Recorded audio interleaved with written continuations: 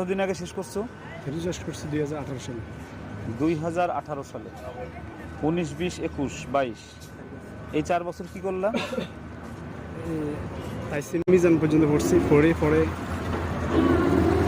এখন ফ্যামিলি চালাই। মানে পিতামাতার পাশে দাঁড়ানোর জন্য রোজগারে নামছো।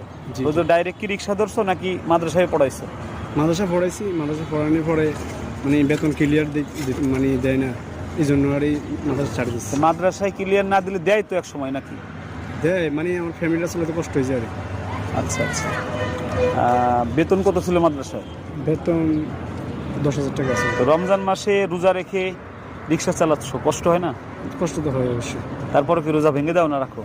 রাখি ইনশাল্লাহ। আলহামদুলিল্লাহ আলহামদুলিল্লাহ। প্রিয় ভাই, একজন হাফেজে কোরআন, এটা পায়ের প্যাডেল রিক্সা, এটা ই রিক্সা না, মানে অটো রিক্সা না, প্যাডেল রিক্সা। এটা প্যাডেল